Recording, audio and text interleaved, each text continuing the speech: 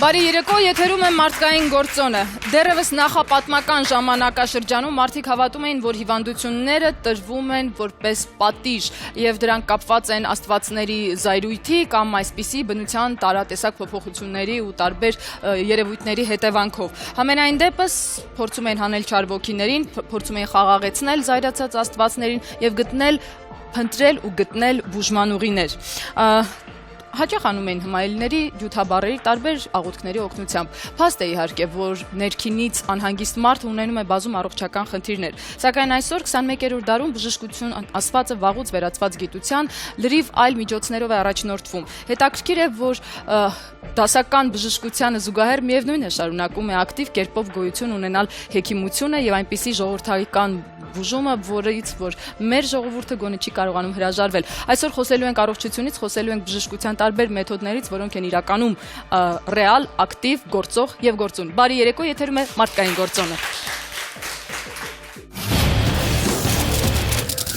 Հայաստանում գործող բժշկական հաստատությունների ու անվանի բժիշկների մասին առաջին հիշատակումները հանդիպում ենք դեռևս 5-րդ դարի, ինչպես հայկական, այնպես էլ օտար աղբյուրներում։ Մեր երկրում բժշկագիտությունը հատկապես մեծ ծաղկում է ապրել 12-ից 15-րդ դարերում, երբ ապրել ու ստեղծագործել են Մխիթար Հերացին, Գրիգորիսը, Ֆարաջը, Ամիր Դովլատ Ամասյացին եւ այլք։ Նրանք ընդհանրացնելով իրենց փորձը, ինչպես նաև օգտվելով հույն եւ արաբ բժիշկների աշխատություններից, ստեղծել են ինքնուրույն գործեր եւ ձեռնարկներ, որոնք դարերի ընթացքում ընդօրինակվել եւ կիրառվել են գործնական բժշկության մեջ։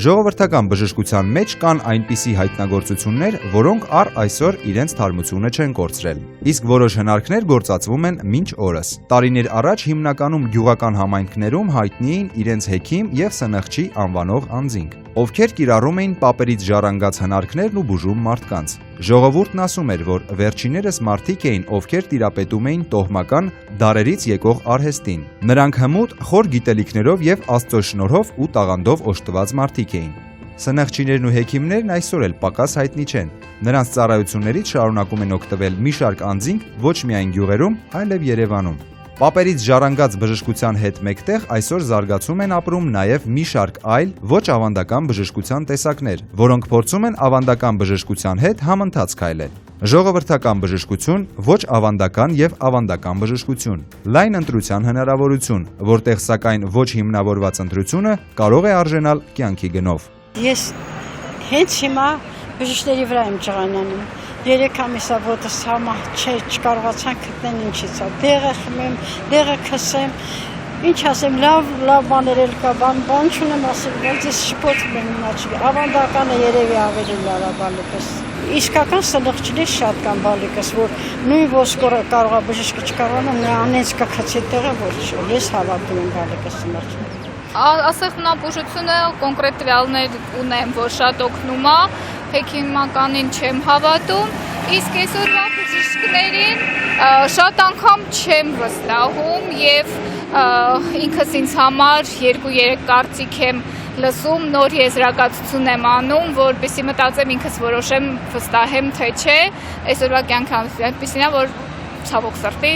լսում ես դեպքեր, որ սխալվում են եւ դա լինում է ճակատագրական, բայց դե ընդհանրապես չվստահել էլ չի կարելի, եթե ունես խնդիր, պետք է վստահես մասնագետին լուծումը խնդիրին, այսինքն կարևոր է գտնել լավ մասնագետի։ Բուսաբուժներին հավատում եմ, որովհետև էլի ինքս տեսել եմ, որ բնությունից ստացած բարիքները շատ անգամ շատ օգտակար են, եթե ճիշտ է օգտագործում։ Իմ կարծիքով ճիշտը դասական բժշկությունն է, ոչ թե ինչ-որ սնխչի կամ նմանատիպ այլ բաներ։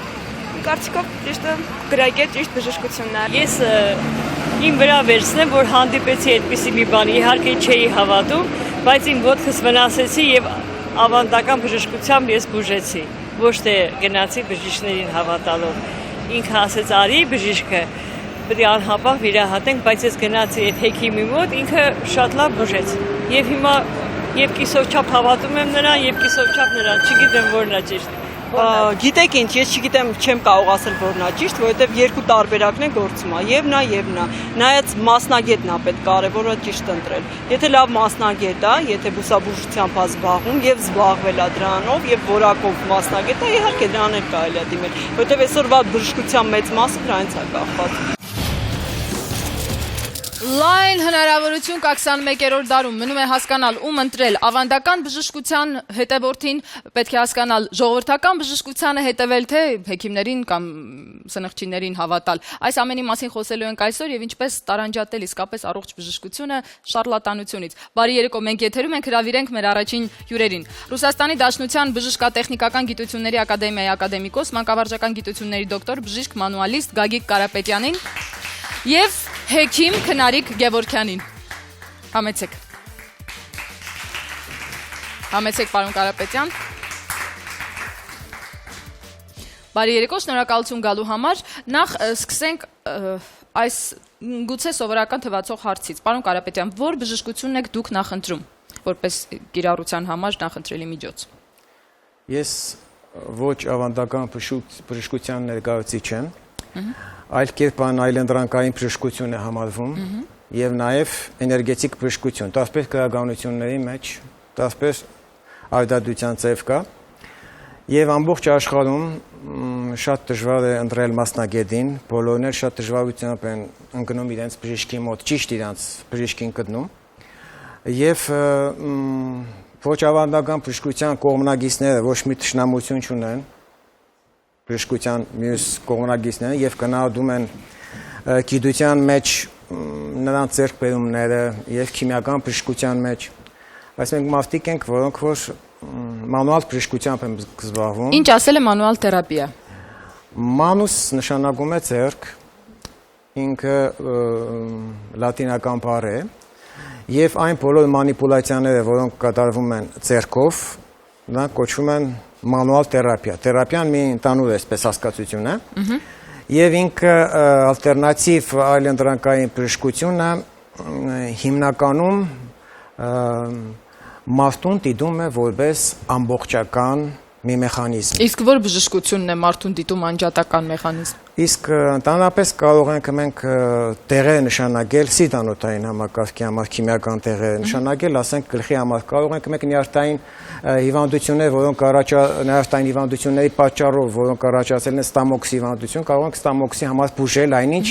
մենք արմատներն ենք այնտեղ բուժում, այսինքն մենք հիմնավոր գտնում ենք պատճառները եւ վերացնում ենք այդ պատճառները, ոչ թե հետևանքի վրա ենք մենք աշխատում։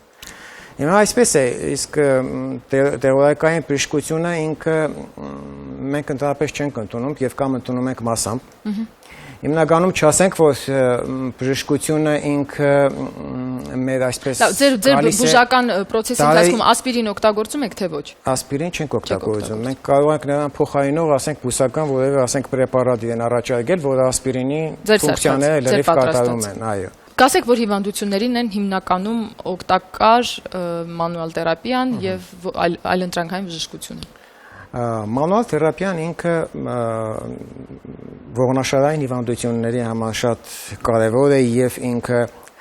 այն բոլոր գործողությունները, որոնք արում են, նրանք ուրեմն բացարձակ հաշվարկված են եւ ուժի տեսակետից եւ ուղղության տեսակետից։ Ինչպես է դիագնոստիկան կատարվում հիվանդության։ Դիագնոստիկան կատարվում է ուրեմն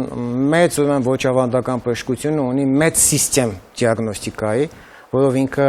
հայտնի է նաեւ այս վերջերս գիտականորեն հիմնավորված Foley մեթոդը, բացի դրանից մենք կարող ենք ուրեմն հիմա կասեմ եղունգների միջոցով, աչքի միջոցով դիագնոզել, մաշկին երկար նայելով դիագնոզել եւ օրինակ ես ինքս դիագնոստիկան անցկացնում եմ ողնաշարով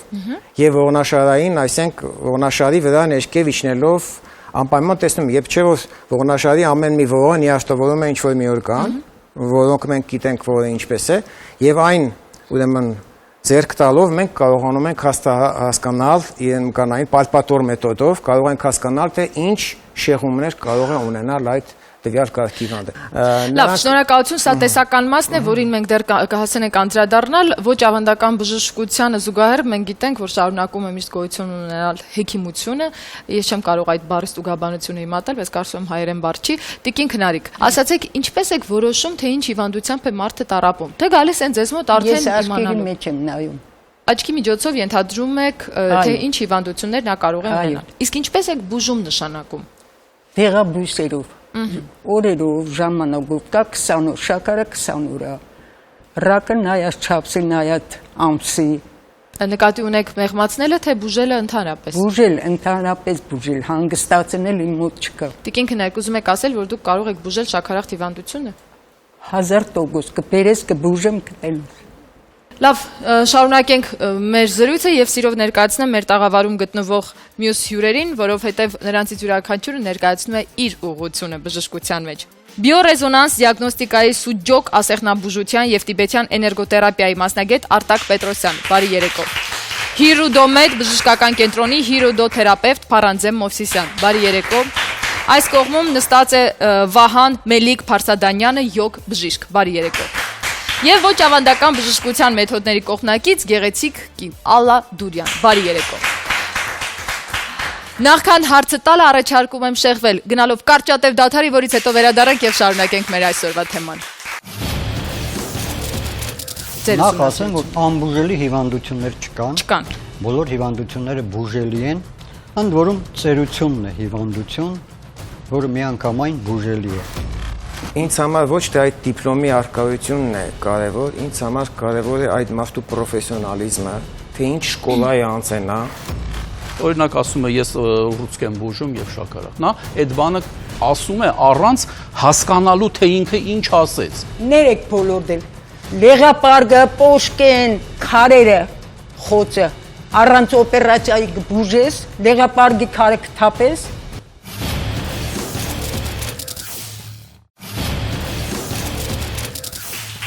Հիպոկրատի ճյուղերը, այս ճյուղերը շատ են բազմաձև, բազմաֆունկցիոնալ, մենք խոսում ենք բժշկության մասին եւ մի փոքրիկ ինֆորմացիա, որից հետո հարց հյուրին։ Ասիայի ժողովուրդների հին եւ միջնադարյան բժշկական գիտելիքների երևելի նվաճումներից է հնդկա-տիբետյան բժշկության ավանդական համակարգը, որը դարերի ընթացքում ձևավորվել է այս տարածաշրջանի շատ երկրների ժողովրդական բժշկության լավագույն ավանդույթների հիման վրա։ Համարվում է, որ տիբետյան բժշկության ամենահին տեքստը գրվել է դեռևս 4000 տարի առաջ, իսկ մինչև այդ գիտելիքները փոխանցվել են բանավոր։ Տիբետյան բժշկության հիմնական գիրքը կոչվում է Ջուտշի, իսկ ամենակարևորը, որ այսօր մենք ունենք մասնագետ, ով կկարողանա պատասխանել մեր հարցերին։ Կարող եք ասել, պարոն Պետրոսյան, ո՞րն է տիբետյան բժշկության հիմնարար սկզբունքը։ Մարդը ունի հիմնականում 3 հիմնական սիստեմ, ուրեմն մտավոր սֆերա, էմոցիոնալ սֆերա եւ ֆիզիկական սֆերա։ Ընդհանրապես 7-ն է, բայց ես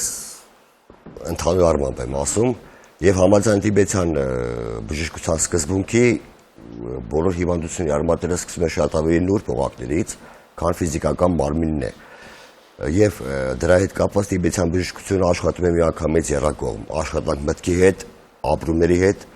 եւ ֆիզիկական մարմնի հետ։ Ընդհանուր առմամբ վերցրած այսքանը։ Իսկ որոնք են բուժման մեթոդները։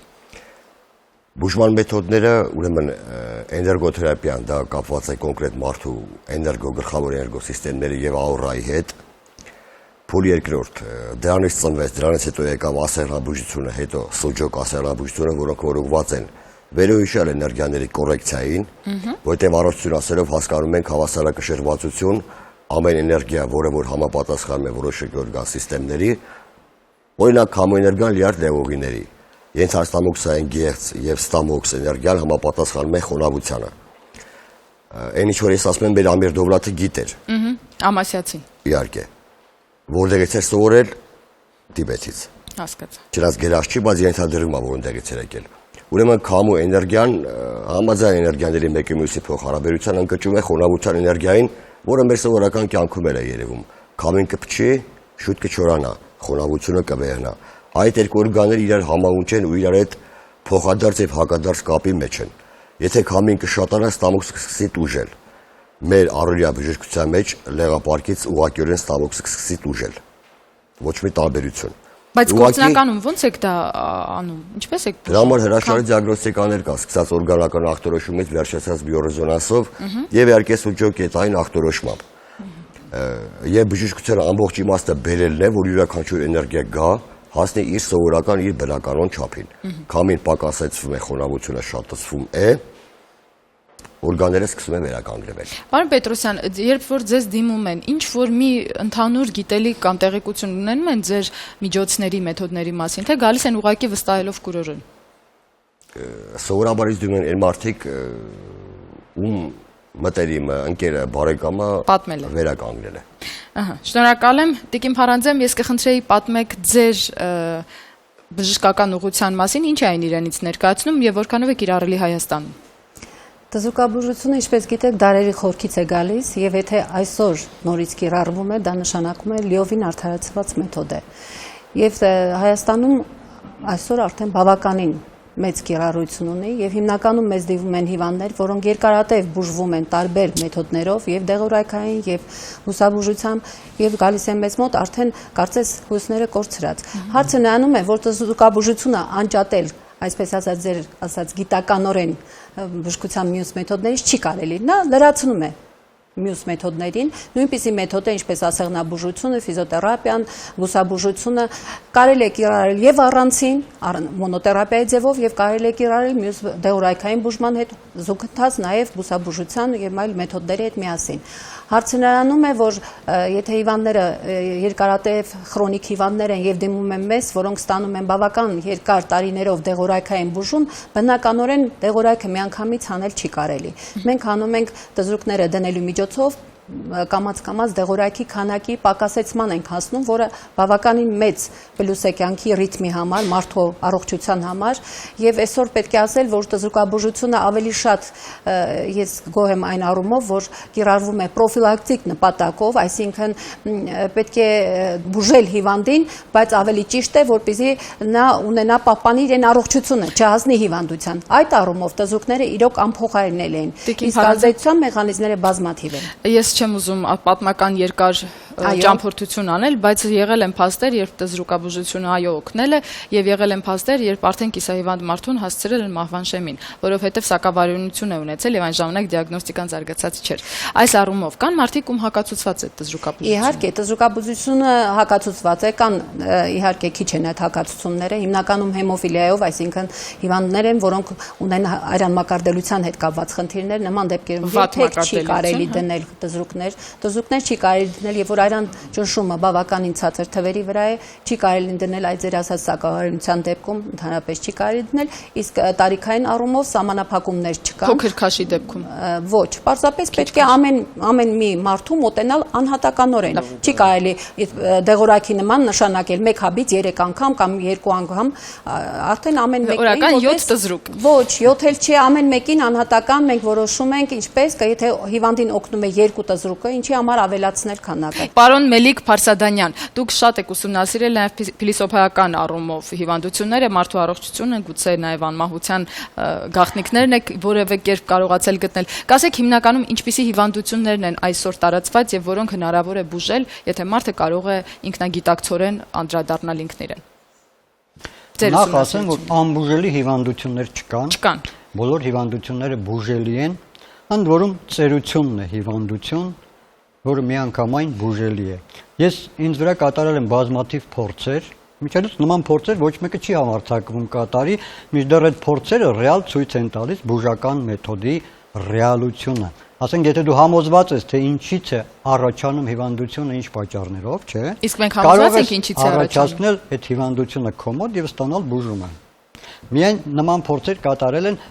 վարակիչ հիվանդությունների որոշ ֆանատիկ բժիշկներ, իրենց վարակել են տվյալ հարուցիչով եւ մահացել են։ Որպես հակամարմիններ ստանան։ Այո, որպեսզի ապացուցեն, թե ինչն է հիվանդության պատճառը։ Որովհետեւ ոչ ոք համոզված չի, որ ինքը ճիշտ է, որ հիվանդությունը տվյալ պատճառով է առաջանում, հետեւաբար համոզված չի, որ կկարողանա հետ բերել։ Պարոն Մելիք Փարսադանյան, որոնք են այն բացահայտումները, որոնք ձեր պրակտիկայի ընթացքում դուք արել եք բժշկական ասպարեզում։ Թող ինձ ներեն իմ գոլեգաները, բայց ես քննադատաբար կմոտենամ այս հարցին։ Օրինակ խոսվեց շաքարախտի եւ չարորակ գոյացության մասին։ Սրանք ծրագրային հիվանդություններ են եւ դեղորայքով հնարավոր չի բուժել։ Մենք ունենք 12 օրգան համակարգ։ Ամեն օրգան համակարգը ունի իր ծրագիրը որոշակի։ Հիմա մենք գիտենք, որ մարդը ձևավորվում է մեկ բջիջ, բեղմնավորվում ու ձևավորվում է բջիջ եւ գտնում են առաջ, որ այդ ծրագիրը մարդու ձևավորման հենց գեների մեջ է, բայց նման բան բջջում գեներում գոյություն չունի։ Այդ ծրագիրը մի ուրիշ տեղ է, ավելի բարձր, չխոսենք որ միստիկական բաներից, այսինքն մեր յուրաքանչյուր օրգան համակարգը ունի իր ծրագիրը։ Չարորակ գոյացության դեպքում ձևավորվում է 13-րդ ծրագիր։ Եվ օրգանիզմը այդ ուռուցքը դիտում է որպես իր սեփականը, դրա համար չի հակադրվում դրան։ Եվ սկսում է զարգացնել։ Չարակ ուռուկ 13-րդ օրգան, որը ավելորդ է կատարյալ ձևով կազմակերպված մեծ Իսկ այդ 13 թիվը որտեղից է գոյացել։ Նման մարդիկ ունեն ուրեմն յուրաքանչյուր օրգանը մենք զգում ենք դրական վիճակը, կոնկրետ դրական հոգեվիճակով։ Չարակ գոյացության դեպքում մարդկանց մոտ սովորաբար լինում է նման հոգեվիճակ՝ նեղացած, խռոված ինքնագոհություն։ Եթե նման հոգեվիճակ ինչ որ մեկ ունի, պարտադիր պետք է հանի դա այլապես։ Այսինքն պետք է լինի երջանիկ, լավատես, ինքնակնդադատ։ Վտանգված է չարակ։ Շնորհակալություն պարոն Մելիք Փարսադանյան, թույլ տվեք հրավիրել մեր մյուս հյուրերի, նրանք անհամբերությամբ սպասում են, որովհետև ի վերջո դասական ավանդական բժշկության ներկայացուցիչները պետք է ասեն իրենց հեղինակավոր խոսքը եւս։ Ներկայացնենք բժշկական գիտությունների տեխնացու բժիշկ Դավիթ Պետրոսյանին եւ վնասվածքաբան օրթոպեդ Կարեն Մաթևոսյանին։ Համեցեք բարի երեկո։ Շնորհակալություն։ Պարոն Պետրոսյան, ես կխնդրեի նախ մեկ նախադասությամբ, եթե հնարավոր է, դա ներկայացնել ինչ ասել է ավանդական կամ ոչ ավանդական բժշկություն եւ որտեղ այդ սահմանագիծը։ Մենք որոշ մոլորության մեջ ենք գտնվում, որովհետեւ մենք ուզում ենք անջատել ավանդական բժշկությունը, ժողովրդական բժշկությունը, անջատել դասական բժշկությունից եւ թվում է թե այդ երկու տեսակը բժշկության ուղղակի ահավոր հակասության մեջ են գտնվում։ Դա այդպես չի ընդհանրապես, այդպիսի բան գոյություն չունի։ Գոյությունն են բուժման մեթոդներ։ Դա գործիքներն են բժիշկների ձեռքում, որով կարելի է տարբեր հիվանդություններ հիվանդների բուժել։ Եվ կա բուժողը։ Ընդունված է օրենքով, եւ դա ուղղակի անհերկելի է, որ մարդու բուժմամբ պետք է զբաղվի բժիշկը։ Դա օրենք է։ Հասկանում եք ինչ է նշանակում օրենք է։ Դա նշանակում է, որ մարդ, որը չի ավարտել բարձրագույն բժշկական հաստատություն, չունի այդ դիպլոմը եւ չունի մասնագիտացում, այդ ամեն ինչը չունի, նա իրավունք չունի մարդ բուժելու։ Դա չունի։ Հիմա մենք ինչ է, եկեք հանրաքվե անենք Հայաստանում եւ որոշենք, որ կարելի է Հայաստանում թույլատրվում է, որ ով ում ուզես բուժի։ Այդպես էլ անում են։ Տեսնում եք, ուրեմն դա ես ինչ ամեն շենքում մի բուժող կա առանձին։ Այդ տեսեք, հետարքիր բան ձեզ ասեմ, հեռուստատեսությամբ ասածը ոչ մի նշանակություն չի ունեն։ Օրինակ ես հիմա եթե ասեմ, որ ես գտել եմ, որ հերոինը շատ օգտակար է մարդկանց առողջությանը եւ զբաղվում եմ հերոինով բուժմամբ, եկեք իմ հեռախոսի համարը, ես համոզված եմ, որ ոչ մի օրինապահ մարմին չի վերկանա ու չի գա ստուգի։ Այ հիմա մեզ մոտ նստած են մարդիկ, որոնք բժշկական կրթություն չունեն, ասում են, որ իրենք մարդ են բուժում, տալիս են, ասենք թե շաքարախտի անուն,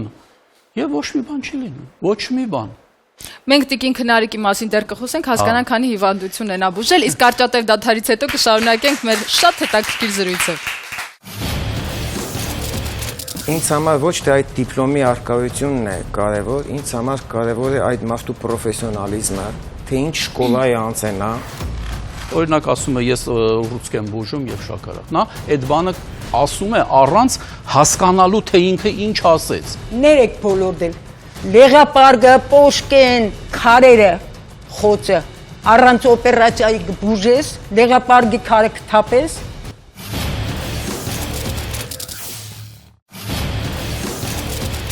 Մարդկային գործոնն է եթերում եւ այսօր քննարկում ենք հույժ կարևոր մի թեմա։ Ինչու կարևոր, որովհետեւ հիվանդը երբ ընտրում է բժշկին, դրանով արդեն կանխում է իր հետագա խնդիրները կամ 50%-ով արդեն կարող ենք համարել բուժված է, լավ։ Ինչպես ընտրել ճիշտ մասնագետին։ Երբ որ դիմում են ձեզ, լինում է որ դուք ուղղորդեք որևէ այլ մասնագետի մոտ։ Գիտեք, ես ինքս չեմ զբաղվում կլինիկական բժշկությամբ եւ ես հիմնականում ուղղորդում եմ։ Ինձ որ դիմում են, ես գիտեմ համարյա, ինչ ասեմ, բոլոր բժիշկներին եւ դրանց մեջից գիտեմ ով որ կարող է կոչվել լավ բժիշկ, դա փորձն է ցույց տալիս եւ իհարկե ուղղորդում է իրենց մոտ։ Տեսեք, նստած է բժիշկ Պետրոսյանը,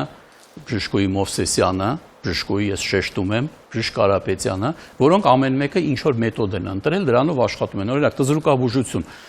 դա կա այդպիսի լիցենզիա տզրուկաբուժությամբ զբաղվելու, տալիս է նախարարությունը, այսինքն դա թույլատրված է։ Հիմա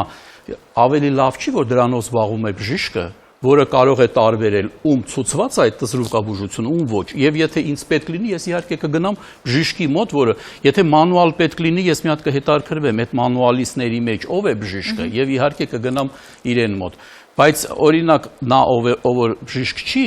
նա պետք է մի քիչ իրան ավելի համեստ պահի այդ հարցում։ Իսկ լավ բժիշկ, ավելի լավ բժիշկ, կա բժիշկ, որի մոտ պետք չի գնալ, ասեմ ձեզ դա էլ կա։ Այո։ Իսկ երևույթ Մեկ վարքան, գոյություն ունի։ շնորհակալություն, պարոն Մաթևոսյան, կասեք խնդրում եմ, ինչպես է գնահատում պարոն Կարապետյանի կիրառած մեթոդը, ոչ թե որպես բժիշկ, այլ որպես մասնագետ կողքից, հա, որքանով են դրանք միջոցներ, որոնք կարող են օգտակար լինել հիվանդի։ Գիտեք, ինչ ամեն կոնկրետ դեպքում, ամեն կոնկրետ հիվանդի պարագայում պետք է դիտարկել խնդիրը։ Ես կարծում եմ, որ իսկապես համաձայն եմ պարոն Պետրոսյանի հետ, որ հակադրել ավանդական եւ ոչ ավանդական բժշկությունը ուղղակի տրամաբանական չի, որովհետեւ ժամանակակից դարում գիտատեխնիկական նվաճումը առողջապահության մեջ այն մակարդակ է հասել, որ քննարկել թե ինչքանով է արդարացված դասական բժշկությունը կարծում եմ, այստեղ համեմատության մրցակցության չեն դիման ուղղակի մեթոդներ եւ դրանց ընտրությունը։ Ձեզ համար նախընտրելի մեթոդը ո՞րն է։ Դասական բժշկությունը բնականաբար։ Սպասելի պատասխան համեցեք։ Ասեմ էլի։ Այ տեսեք, ինչի տենց ստացվեց, որ մենք հիմա հուշում ենք ինչ որ բարդ կառուցվածք ունեցող տեղերով, մենք օգտագործում ենք լուրջ գործիքներ, լազերային ճառագայթներ եւ այլն։ Չէ՞ որ ժամանակին ասում են 1000 տարիներ առաջ եղել են բուժումներ եւ այլն։ Տեսեք, բուժել են դեղաբույսերով, չէ՞։ Ո՞վ է բան ասում, բուժել են։ Օրինակ, ասենք թե տեսել են, որ կա դեղաբույս, որի օգտագործումը բերում է, որ սրտի աշխատանքը լավանում է։ Եվ երբ որ սկսել են բուժել մարդկանց, մեկ էլ տեսել են, որ դեղաբույսի պայմաններում չի լինում չափաբաժնել։ Չես կարողանում իմանալ, իսկ դա դեղ է, որը կուտակում է տալիս։ Ուրեմն մարդը խելք ունի, չէ՞, մտածել, ասել, կարամ ես այնտեղից դա անջատեմ, այդ ֆորմուլան անջատեմ։ Եվ նա անջատում է, սարքում է մաքուր փոշի, որը արդեն ասում է, քեզ պետք է ընդամենը 0.004 միլիգրամ։ Եվ այդ պայմաններում կարողանում են կառավարել բուժումը։ Հետո մի հատ էլ ինչ որ բան ավելացնում են, ֆարմքիմիա գոյություն կա, միացնում են միացանցյալ այդ բանաձևին, ստացվում է ավելի հզոր դեղ, որը ավելի քիչ թերություններ ունի, կողմնակի էֆեկտ։ Այդ ամեն ինչը զարգացել է։ Հիմա ոնց որ մենք ասենք, որ մեքենաները արտաժայթքում են ահագին այդ բաների իր գազերը մեզ վնաս է տալի ու հիշենք ձիին։ Հիշենք, որ ձիով մանգալը ավելի լավ էր, մաքուր էր։ Նույն բանն է ստացվում, հակադրել պետք չի, ցուցումներ։ Բժիշկները պետք է տիրապետեն շատ տարբեր մեթոդների, այդ թվում եւ ժողովրդական, եւ եթե պետք է նշանակել։ Շնորհակալություն, պարոն Կարապետյան։ Մարդ ինքը ընտրելու հնարավորություն ունի եւ ինքը ինչպես է ընտրում բժշկին, ինքը լսելով է ընտրում, այսպիսի հաղորդումների միջոցով է ընտրում, երբեմն սխալվում է ու ինձ համար ոչ թե այդ դիպլոմի առկայությունն է կարևոր, ինձ համար կարևոր է այդ մարդու պրոֆեսիոնալիզմը, թե ինչ շկոլայի անցնա եւ ինչպես է իրեն այդ մասնագիտությանը։ Որն է երաշխիքը այդ մարդու անցած դպրոցի։ Դա նրա արդյունքներն են, Երբ որ այդ մարդու մոտը հազարավոր մարդիկ են բուժվել, այդ մարդը համարձակ կանգնում, խոսում է, որովհետև իրեն մեջքի հետևում կանգնած են հազարավոր մարդիկ, որոնց ինքը բուժել է, որոնց իրանք ձեռքի տակով անցել են։ Հետո բուժել հասկացությունը նույնիսկ Ամուր Տովլատամասյացին չէր համարձակվում ասել, թե ես բուժում եմ։ Նա ասում է, ես ճանապարհ եմ տալիս օրգանիզմին, որովհետեւ օրգանիզմը բնությունը ինքը հաղթահարի վերականգնվի։ Շնորհակալություն պարոն Կարապետյան, ես ուղղակի հիշեցի Նեսոին եւ նրա Ղարաբաղնիսի պատմությունը, թե որքան մարդիկ էին բուժվել Ղարաբաղնիսով եւ ինչպես գնաց խեղճ Նեսոն։ Դրանից հետո սպասվեց, որ ինչքան մարդիկ են մահանում Ղարաբաղնիսից հետո։ Ու անուղղելի են։ Կարելի է մեկ վայրկյան թույլ տվեք խոսքը տրամադրել գեղեցիկ տիկնոջը, որը հենց հանդիսանում է ընտրող։ Լավ, նա իր ժամանակին ունեցած հիվանդության համար ընտրել է որոշակի բուժական միջոց։ Խնդրում եմ, Տիկին Դուրյան, ասացեք, ինչ հիվանդություն եք ունեցել։ Ուրեմն ես ուզում եմ երկու բառով խոսալ այն բուժվելու մասին, որը ես այդ բուժումը ստացա Գայք Ռաֆայելովիչի մոտ, ասեմ հիմնադիրն եմ մեր երկրում ոչ ավանդական բժշկության։ Եվ ոչ շատ ուշ ես ունեցա ողնաշարի լուրջ խնդրեմ։ Ինչ էր։ Ծռություն, դիսկերի իրար վրա։ Այո, եւ սարսափելի ցավեր, որ ես ոչ մի կողմի վրա չէի կարողանում ընդհանրապես պտտվել եւ ահա որ ու ամենավատը այն էր, որ ես ալերգիկ եմ եւ շատ դեղերի նկատմամբ ունեմ լուրջ խնդիրներ եւ այդ ժամանակ ես հիշեցի Գայք Ռաֆայելովիչի մասին եւ դիմեցի նրան։ Եվ պատկերացրեք, որ այդ իմ խնդրեմը լուծվեց եւ այդ բուժումը ինձ համար շատ հաճելի էր այն առումով, որ ես չեմ ընդունել հաբեր, չեմ ընդունել դեղեր եւ ինչպես էր տեղ ունենում բուժումը։ Իրեն հրաշագործ ձեռքերի շնորհիվ շատ հաճելի բուժում է համենայն դեպս, ցավոտ չի, բայց դրանից հետո ես շատ ինձ լավ զգացի եւ պերիոդիկ եղել են ժամանակներ, որ ես զգացել եմ, որ սրացել է ցավը, ինչ որ խնդրեմ է ուզում առաջանալ, անմիջապես ոնց որ կանխել եմ այդ process-ը եւ դիմել եմ բժշկին։ Տիկին Քնարիկ, կասեք, ինչ հիվանդություններ եք ավելի շատ բուժել եւ ովքեր են ձեզ դիմում։ Ինձ դիմողները եղել են ոչ թե բժիշկներ, պրոֆեսորներ, նրանք ինձ տենալ չեն ուզում։ Այլ սովորական մարդիկ։ Ես ոչ թե բուժում եմ, հանգստացնում եմ ցավը, հենց հիմքից կտրում եմ։ Ինչ որ բուժում եմ, 100-ից ավել ցավ եմ։ Տիկին Քնարիկ, երբ եք հասկացել, որ ունեք բուժական հատկություններ։ Որտեղից է դա սկսվել։ Ոնց։ Իմ պապերս մուժ ղարս Էրզրում, 12 պապերս 4 հորքուրս, բոլորը եղել են հավատացյալ ու հեքիմ։ Ստալինը բոլորի գլուխը կերավ, իմ մամայից մնաց այդ։ Մի տեղ մամաս գրել է իր բլոկնոտի մեջ, ասեմ շակարի համար։ 2 հատ 3 հատ ես ամեն ցավին նորարարություն եմ արել, փորձել։ Դեղի մեջ ինչ է մտնում։ Դեղաբույս։ Դեղաբույս, ուրիշ ոչ մի բան։ Իսկ ինչպես եք որոշում չափաբաժինը։ Օրինակ մեր հարգարժան հյուրը խոսեց հենց չափերի մասին։ Ոնց եք իմանում, որ մամաս գրել է բլոկնոտը։ Բայց բոլորի համար է ձեր մայրը գրել։ Իհարկե, ես նայում եմ աշկերի մեջ, որ ինչ կան կարելի անել, այնքան անում եմ։ Նազենի ջան, ով աշխատող է, չէ՞, ինք ասես կրակի մեջ անընդհատ եղում է, բոլորին ճանաչում է։ Այսինքն իմ մոտից մեկը գալիս է հիվանդները ինձ մոտ, հետո պատտվում է մյուս տեղ, այնպես որ մենք ամբողջ հանրապետության տարածքում գիտենք, որ օջախում, որտեղ ինչ են։ Այսինքն հիմնականում բոլոր հիվանդները գիտեք։ Ձև չանենք, որ մենք ինչ որ ամեն ինչ կարող ենք հանդուրժել, մենք չենք կարող հանդուրժել բժիշկներս, երբ որ ասում են նայում եմ աչքերիդ մեջ ու որոշում եմ ինչով է։ Բայց աչքերի դիագնոստիկա կա։ Դա իդրոդիագնոստիկան է, որը կապ չունի տիկին Քնարիկ։ Բերանի խորոջի դիագնոստիկա գիտեք, դուք ել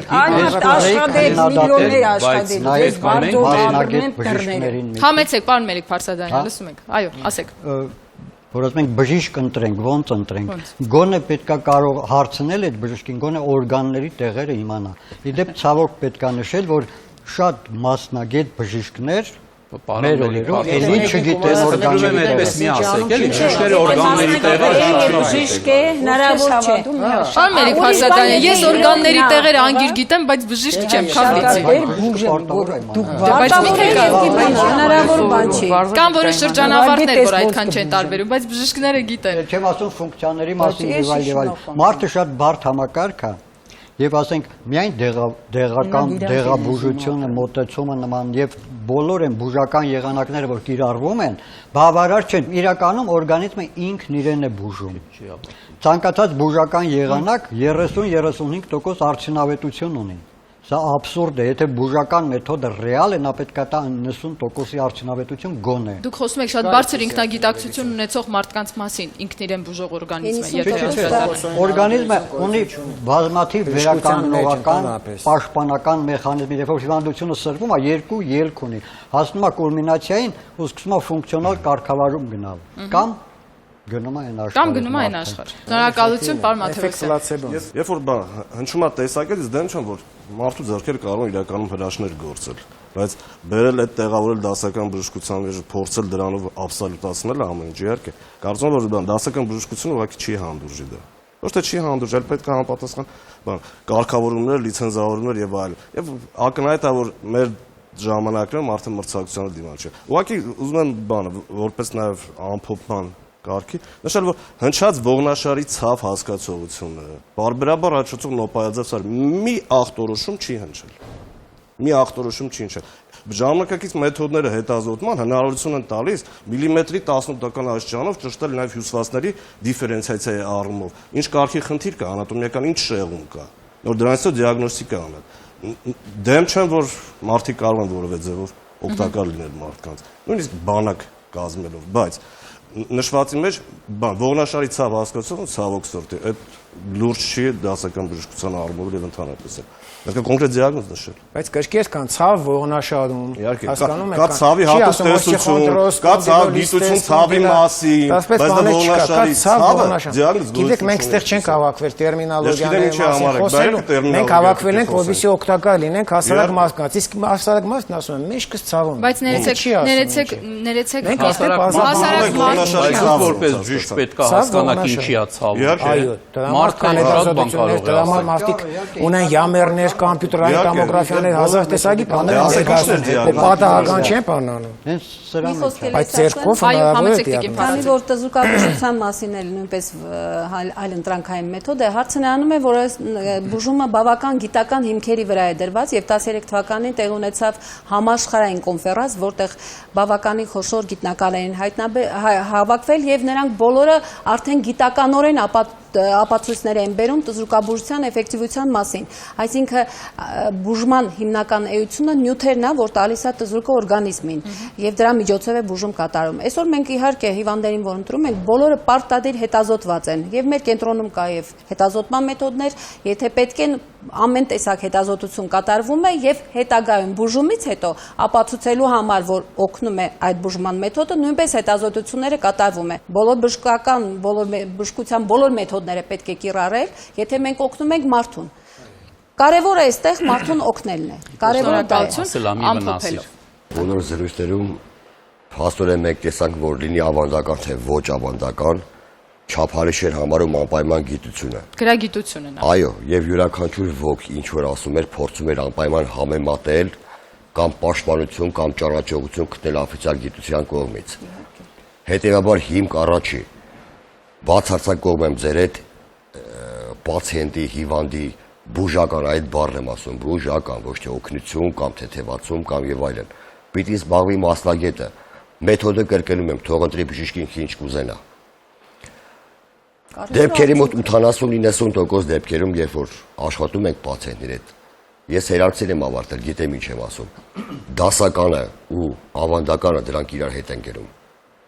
Հրաշալի համադրվում են իրար հետ, իրենց հրաշալի ռեզուլտատներով։ Կա նաև ոչ ավանդականը եւ այլ ընտրանքային հետ ամփոփեք եւ ավարտեք։ Իմ ամփոփումը կայանա նրանում, որ ես շնորհակալություն եմ հայտնում, որտեղ այսպիսի հաղորդումներով մենք կարողանում ենք կրթել մեր բնակչությանը եւ եթե գիտակցությունը բարձրանա մարդկանց, իրանք այդ ամեն ինչը սկսեն տարբերել, իհարկե իրանք չեն ընտրի հեքիմի սնխչուն, որը բժիշկ չի։ Ուրեմն առաջերտին բուժումով պետք է զբաղվի բժիշկը, դա օրենք է, եթե Հայաստանում խախտվում է, դա վատ է։ Բժիշկն էլ անգամ պետք է բուժի իր մասնագիտության մեջ, որովհետև օրինակ դուք չեք զարմանա, եթե տեսնեք, որ թերապևտը անգինան որոշեց բուժի նշիկները հեռացնելով, դա մենք չենք էլ կարող պատկերացնենք, բայց այն որ ասենք թե այն ով որ բժիշկ չի, անպատասխանատու մարդ է, նա ամեն ինչ իրան թույլ է տալի, նա ասում է, օրինակ ասում է ես ռուսկ եմ բուժում եւ շաքարախ, նա այդ բանը ասում է առանց հասկանալու թե ինքը ինչ ասեց։ Ասում ինքը չի հասկանում, այդ մարդը չի հասկանում, իր հետ վիճել պետք չի, այդպիսի մարդ պետքա չլինի երկրում, ուղղակի պետքա հետևել, որ այդպիսի չլինի։ Օրինակ հիմա ես հաղորդման վերջում պետքա գային օրինապահ մարմինները եւ ասեին, ով բժիշկ չի եկել։ Մի րոպե։ Ներեք բոլոր դել։ Լեղապարգը, պոշկեն Ստամոքսի խոցը, պոշկեկը թոլ։ Երիգամը թոլ են։ Երիգամները թոլ։ Ասեք, տիկին քնարեք։ Ասեք։ Քարերը, խոցը, առանց օպերացիայի բուժես, լեղապարգի քարը կթափես։ Ես հիմա Սա հռետորական հարց էր անշուշտ, ոչ։ Ես պետքա վիճեմ։ Սիրելի հեռուստադիտողներ, տիկին քնարիկ, նախանձում եմ lernen բժիշկներին։ Տիկին քնարիկ, դուք ունեք պաշտպան իդեմ ինձ։ Հարգելի հեռուստադիտողներ, սա թափել հնարավոր չէ, երիկամ դերևս։ Խնդրեմ։ Եթե լեղար պարկետ միասին թափվի հնարավոր է։ Հարգելի հեռուստադիտողներ, սա որևէ կերպ գովազդ չի այս կամ այն մասնագետի կամ այս կամ այն բժշկական ուղղության։ Այո, այսօր շատ են ուղղությունները, բայց ելքը ավելի ճիշտ բուն նպատակը միտված է մեկին, մարդուն, ինչպես եւ նշեցին բոլոր մեր այսօրվա հյուրերը։ Իհարկե լավ է լինել իրազեկ եւ գրագետ եւ ցանկալի է դիմել կոմպետենտ մասնագետի, բայց մենք երբեք չգիտենք թե արդյունքներն ինչպես կլինեն։ Լավագույն բժշկի մոտ էլ գնալով մարդ Աստված չանի, բայց կարող է հանգել որոշ խնդիրների։ Ամենակարևորը լինել թեթև սրտով, երբ գնում ես բժշկի, որովհետև երբ դուք ծանր եք ու ծանրացում եք, որպես կանոն դա անդրադառնում է շատ ավելի վատ։ Իսկ թե որն է ընտրությունը, թող մնա արդեն ձեր հայեցողությանը, սա ընդհանրապես իրազեկող, բարի տրամադրությամբ ու նաև լավ մասնագետներով լի մի հաղորդում էր։ Կհանդիպենք մարդկային գործոնների եթերում, մնացեք կարևորը առողջ։ Տիկին քնարիկ, կհանդիպենք։